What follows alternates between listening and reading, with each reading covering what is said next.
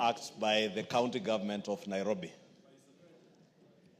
And two, to ask both the county government of Nairobi and the Kenya Power and Lighting Company to get into a negotiation or some sort of dialogue to be able to resolve the issues that are before them on issues touching on pending bills, Honorable Speaker. What we have seen around Stima Plaza, Honorable Speaker, is these are criminal acts. And indeed, I was asking myself last night as I watched on TV, where are the police that should be ensuring there is law and order everywhere in the country? The Inspector General of Police must take decisive action. And it must begin with the drivers who drove those trucks there. Because, Honorable Speaker, it should be very easy for the Inspector General of Police through DCI to extract information as to who were the drivers who dumped there. From the drivers to the people who instructed them. Whether it goes all the way up to the governor, it should not matter. Because we should not entertain criminality in the guise of attempting to collect your debts from public institutions, Honorable Speaker. What would happen today, Honorable Speaker? Our constituents, some of them are waiting for bursaries, others are waiting for grade 9 classrooms to be built through NGCDF, and members of parliament are here asking for NGCDF money. What if we decided that everybody now will take the law into their hands and do whatever you want, Honorable Speaker? Are we going to have a country? The City Council of Nairobi owes businessmen and women in this country money in pending bills to the tunes of hundreds of billions. What if the people who are owed by the City County of Nairobi also tomorrow decided to go and dump their garbage outside City Hall? How would the governor of Nairobi take that?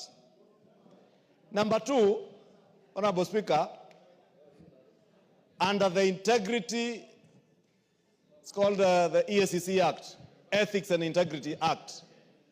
These are not just criminal acts, but acts that go against the Integrity and Ethics Act. Acts under the NEMA Act. Yes, criminal acts under the NEMA Act, criminal acts under the Ethics and Integrity Act, and also criminal acts touching on economic crimes, because you are dumping garbage deliberately on a road and sewer. You will expend public resources to dump and to later clean up. It is abuse of public funds. Yes.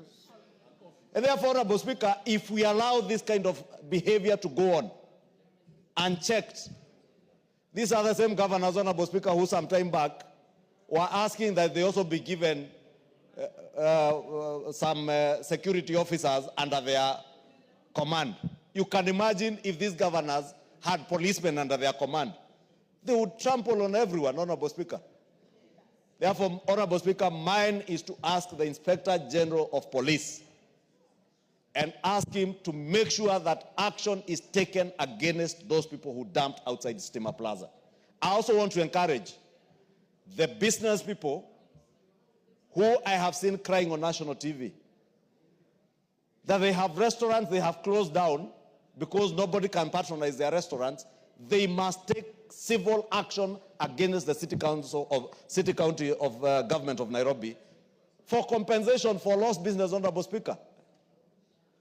Because you are closing down people's businesses. I saw the Stima Plaza. I also didn't know it's not even owned by KPLC.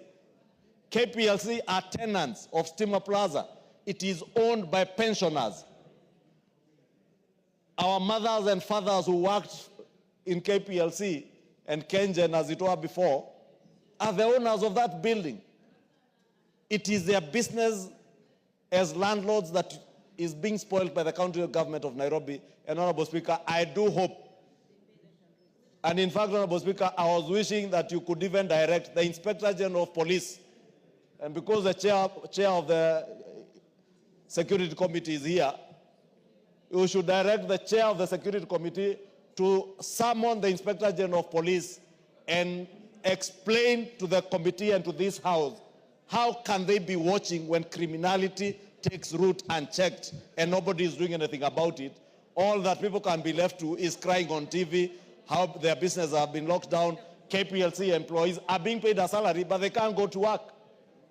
Honorable Speaker, I would beg that you direct the Security Committee of this House to pick up that matter together with the Energy Committee, with the Inspector General of Police and the ministry concerned to make sure that there is an amicable solution to this problem. But more importantly for the Inspector General of Police to ensure that criminal charges are leveled against those who dumped outside Timber Plaza. That is a behavior that we cannot condone. Thank you, Honorable Speaker. Thank you. Tongoyo.